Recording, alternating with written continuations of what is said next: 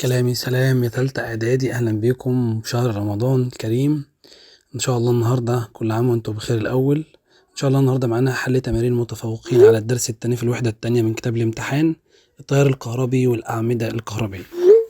بيقول لي صفحة 97، أسئلة تقيس المستويات العليا للتفكير. السؤال رقم 10 بيقول لي الجدول التالي يوضح القوة الدافعة الكهربية لمجموعة من الأعمدة الكهربية المتوصلة أو المتصلة معا بطريقة ما حددهاش، وعدد هذه الأعمدة الكهربية.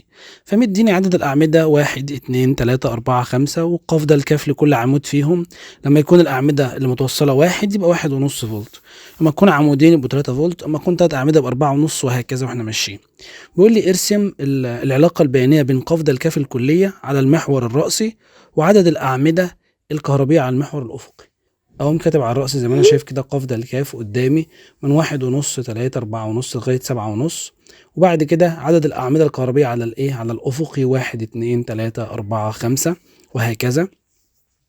وبالتالي اقوم جاي هنا ايه، موصل الواحد اقوم طالع قبل 1.5 اقوم حاطط نقطه، والاتنين قبل التلاته اقوم حاطط نقطه زي ما موجود في الجدول بالظبط، رسم بياني الى اخره كده، والاربعه لغايه السته، والخمسه عند ال7.5، واقوم موصل ما بينهم وعامل خط مستقيم زي ما انا شايف قدامي كده، وبالتالي تبقى العلاقه طرديه ما بينهم، وده المطلوب رقم 1. شوف رقم ب، بيقول لي حدد نوع التوصيل الأعمدة الكهربية. حدد نوع التوصيل ده، مش عارف إذا كان توالي ولا توازي. نتفق على حاجة، إذا كان التوصيل توازي فقاف ده الكاف مش هتتغير. إذا كان التوصيل توازي فقاف ده الكاف هتنها ثابتة طول الإيه، طول الطريق معانا، مهما زود في أعمدة قاف ده الكاف ثابتة.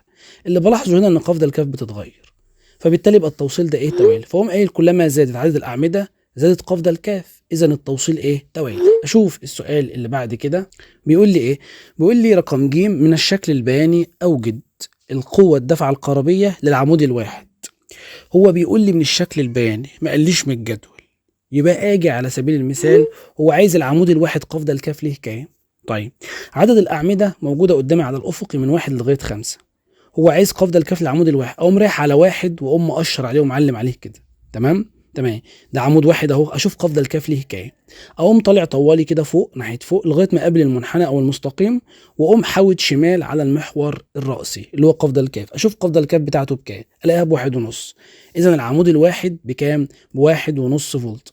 طب في حل تاني؟ في حل تاني ممكن من خلال الرسم مثلا، اقوم عامل قانون صغير كده، اقوم قايل له ايه، بما ان الاعمده كلها قاف ده الكاف لها متساويه، اذا استخدم القانون اللي هو قاف ده الكاف، اقوم قاسم قاف ده الكاف على عدد الأعمدة يديني مين؟ يديني قاف ده الكاف للعمود. قاف ده الكاف الكلية، قاف ده الكاف الكلية أقوم قاسمها على عدد الأعمدة يديني مين؟ يديني قاف ده الكاف للعمود. فأقوم قايل 1.5 ده قاف ده الكاف على عدد الأعمدة اللي قبلها كام؟ عدد الأعمدة اللي قبلها 1، هي نفسها اما اقسم قاف ده الكاف ام 3 على عدد الاعمده اللي قبلها كام، 2، هي نفسها اما اقسم قاف ده الكاف ام 4.5 على عدد الاعمده ام 3، هي نفسها اما اقسم 6 على 4، هي نفسها اما 7.5 على 5، كله الناتج بيديني 1.5 فولت، وتبقى دي قاف ده الكاف للايه، للعمود الواحد.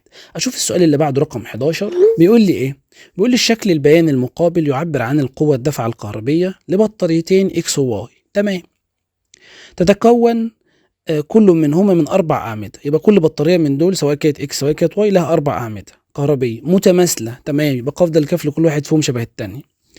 ماشي، قاف ده الكاف لكل منهما 1.5 فولت. حلو، يبقى كل واحد 4 أعمدة، وقيمة كل عمود بكام، ب1.5 فولت. تمام، قال لي ارسم رسم تخطيطي لكل من البطاريتين. ارسم رسم تخطيطي او شكل تخطيطي لكل من البطاريتين. اجي ابص كده على البطاريتين، الاقي مثلا الاكس البطاريه بتاعتي اكس طالعه قاف ده الكاف بتاعتها 1.5 و3 و4.5 و6 متغيره، قاف ده الكاف بتاعتها متغيره. طب بالعقل كده هي مين اللي قاف ده الكاف بتاعتها متغيره؟ اللي متوصله على التوالي على حسب عدد الاعمده، كل ما كتر اعمده تزيد قاف ده الكاف، اقل الاعمده تقل قاف ده الكاف. طب تعالى بص البطاريه واي كده، البطاريه واي طالعه قاف ده الكاف بتاعتها على الراس لغايه 1.5 بس، ما بتزيدش عن كده، يبقى اذا دي ثابته، يبقى اذا استشف من هنا ان دي متوصله على الايه، على التوازي. تمام، انا لسه ما عرفتش حاجه، تعالى نرسم بقى.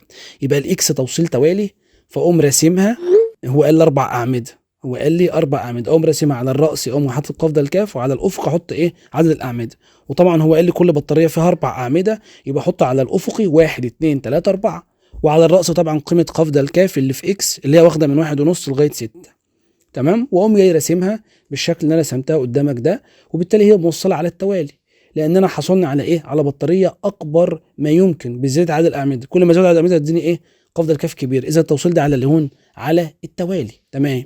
اشوف الثانية، اجي ارسم الثانية. ارسم الثانية ازاي؟ برضو بنفس الطريقة اللي هي الواي. الاقي قفض الكاف احطها على الرأسي، وعدد الاعمدة على الافقي. تمام. عندي كام عمود؟ من 1 ل4. تمام.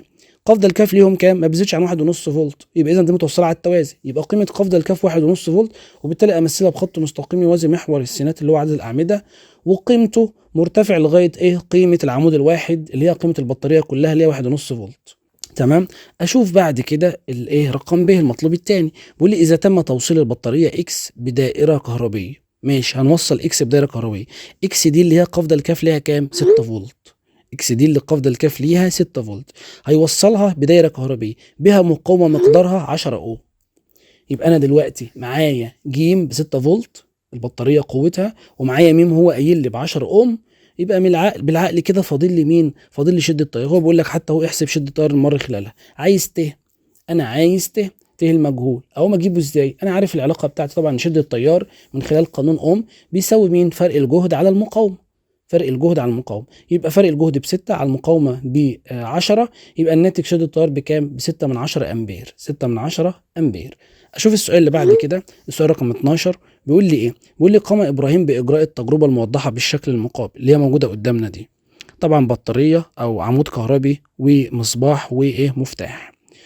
قام إبراهيم بإجراء التجربة الموضحة بالشكل المقابل وكررها عدة مرات مستخدما في كل مرة عدد أكبر من الأعمدة الكهربية.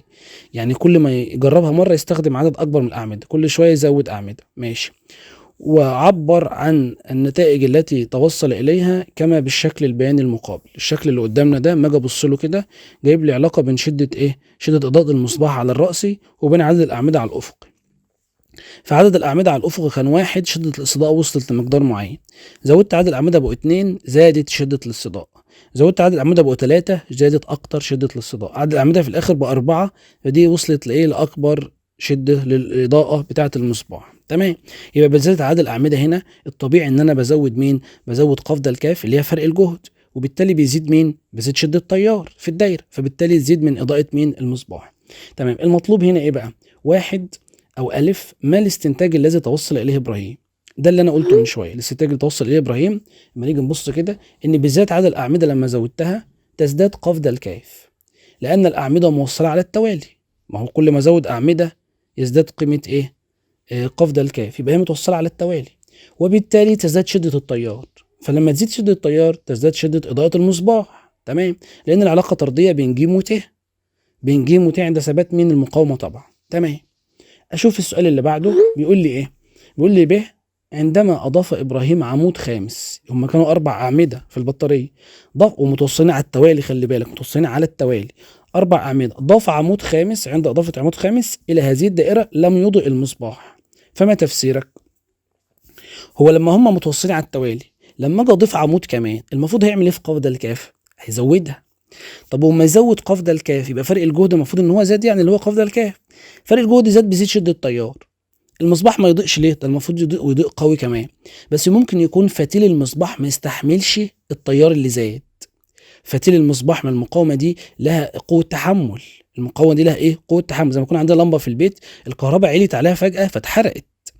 ففتيل المصباح ده ممكن يكون اتحرق لما مين؟ لما زودت بطاريه كمان فزاد قفض الكاف الكليه. زودت عمود كمان فزاد قفض الكاف الكليه، فقام علاقه طرديه بين شده التيار وبين قفض الكاف او جيم، فزادت شده التيار فما استحملتوش المقاومه. فقوم قايل ايه؟ عندما اضاف ابراهيم عمود خامس زاد فرق الجهد، وبالتالي زادت شده التيار. زاد شده التيار فلم يتحمل فتيل المصباح شده التيار الجديد فاحترق الفتيل ولم يضئ المصباح. وده تفسيري.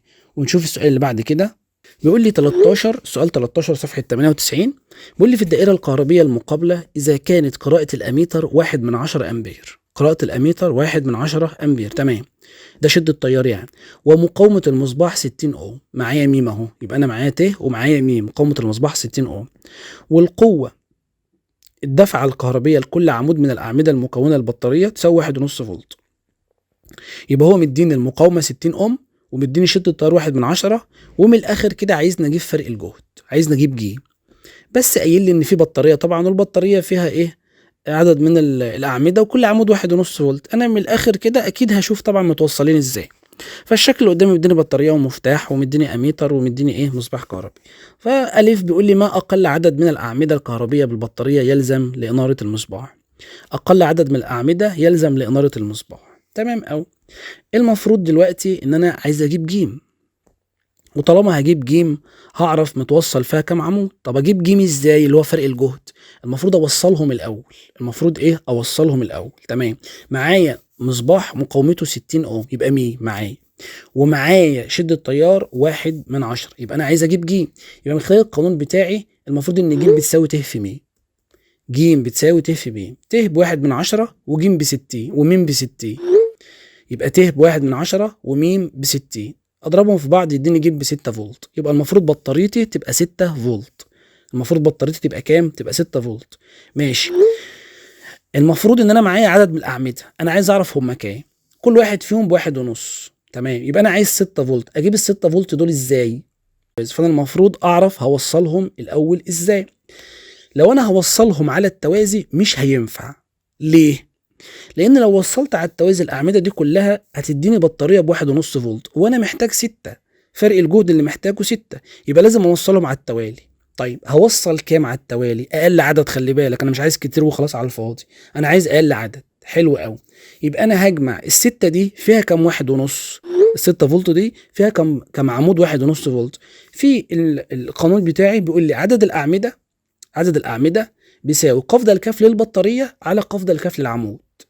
عدد الأعمدة قانون بسيط أهو، كل عمود طبعا 1.5 فولت، يبقى عدد الأعمدة بيساوي قفض الكف للبطارية كلها على قفض الكف للعمود الواحد.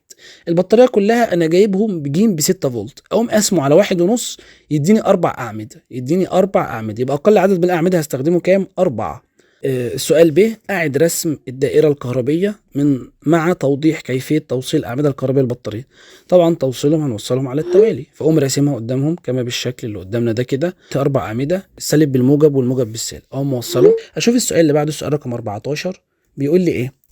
بيقول لي إذا كان لديك 4 أعمدة كهربية متماثلة. 4 أعمدة كهربية متماثلة، القوة الدفعة الكهربية لكل منهما 3 فولت، يبقى 4 كلهم كل واحد فيهم 3 فولت.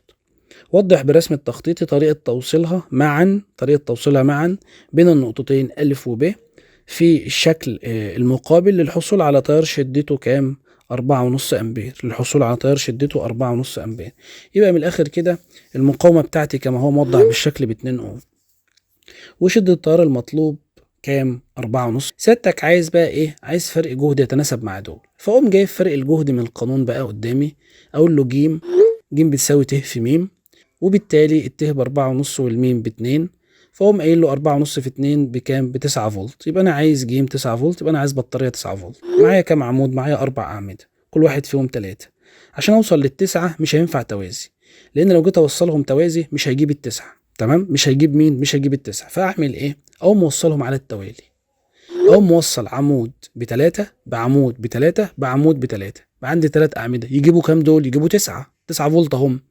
3 أعمدة توالي مجموعهم ب9. تمام. يبقى كده البطارية بتاعتي تمام، بس في عمود أخير لازم أوصله، وما يزودش ال9 دول. أقوم موصله على التوازي مع واحد فيهم، زي ما هو موجود قدامي كده على الرسم، وبالتالي حصلت على البطارية بتاعتي اللي هتطلع 9 فولت في الآخر، وفيها 4 أعمدة، وده هو إيه المطلوب. وكده يبقى انتهت الأسئلة بتاعتي، وأشوفكم على خير إن شاء الله في أسئلة جديدة، والسلام عليكم ورحمة الله وبركاته.